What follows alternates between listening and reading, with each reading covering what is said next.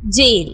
Jail शब्द अगर किसी व्यक्ति के चरित्र से जुड़ जाए तो उसकी गरिमा पर सवाल उठना लाजमी है। लेकिन क्या किसी व्यक्ति के जेल जाने के बाद उसे घृणा या संदेह की निगाह से देखा जाना सही है? दोस्तों, जेल जाने के बहुत से कारण हो सकते हैं और कभी कभी उद्देश्य भी। माना कि दुराचारी, भ्रष्टाचारी, दुष्कर्मी जेल जाते हैं और ऐसे व्यक्तियों से घृणा करना या उनकी बेगुनाही पर संदेह करना स्वाभाविक है। लेकिन जरूरी नहीं कि जेल जाने वाला हर व्यक्ति कुकर्मी, चोर या बदमाश हो।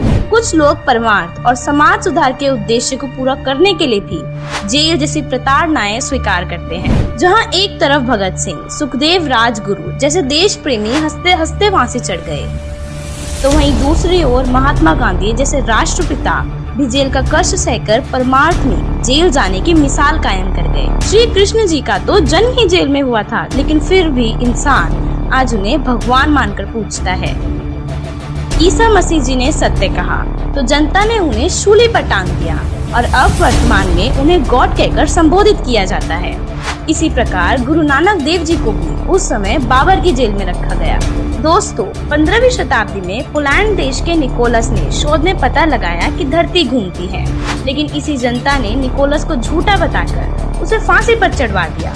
लेकिन कुछ समय पश्चात जब यह बात सच साबित हुई तो इतिहास के पन्नों पर आज भी निकोलस का नाम सुनहरे शब्दों में दर्ज है। वास्तविकता तो यह है कि जब कभी भी किसी महापुरुष ने जनहित में किसी सत्य को उजागर करके जनमानस को सच का आईना दिखाना चाहा, तो उसी जनता के द्वारा उन महापुरुषों को प्रताड़ित ही किया गया। ठीक इसी तरह वर्तमान समय में संत रामपाल जी महाराज भी एक महापुरुष की भूमिका निभा रहे हैं और सभी को एक नई चेतना प्रदान करके अध्यात्म ज्ञान के गुण रहस्य को उजागर कर समाज को बहुमूल्य सत्य ज्ञान प्रदान कर रहे हैं। लेकिन भोली जनता के द्वारा इतिहास में की गई भूल को फिर से दोहराया जा रहा है और उनके इस परोपकार के कार्य में सहयोग के बजाय आलोचना शुरू कर दी। संत रामपाल जी महाराज का गुनाह सिर्फ इतना है कि उन्होंने जनहित में अपना समूल अस्तित्व न्यौछावर कर जनता की भलाई की सोची।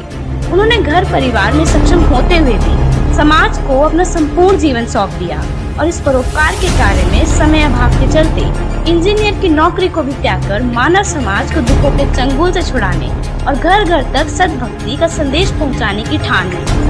दोस्तों, संत रामपाल जी महाराज जी ने वह सद्भक्ति जनता को बताई जो अनादिकाल में किसी भी ऋषि, मुनि, संत, महंतों को समझ में नहीं आई और न ही इस रहस्य को समझने या समझाने में वह सक्षम रहे, जिसके परिणाम स्वरूप अन्य नकली धर्मगुरुओं की अज्ञानता की सच्चाई समाज के सामने आने लगी, जिसे बुखलाकर वो सब संत रामपाल जी महाराज के खिलाफ साजिश रचने लगे।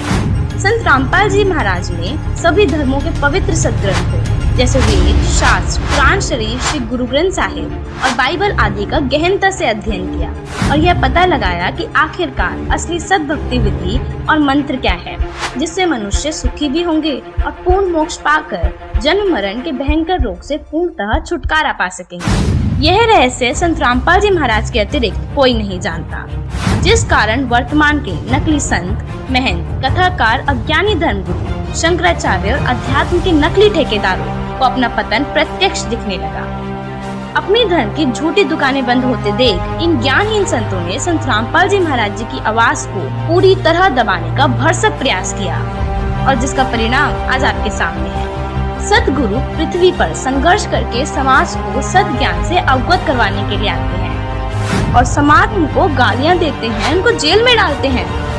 दोस्तों, इस वीडियो के माध्यम से हमारा आप सभी से अनुरोध है कि जो गलतियां हम पहले से करते आ रहे हैं उन्हें फिर से न दोहराएं। एक सभ्य और शिक्षित व्यक्ति होने का परिचय दें। आप जी सिर्फ एक बार संत रामपाल जी महाराज जी का सत्संग जरूर सुनकर देखें।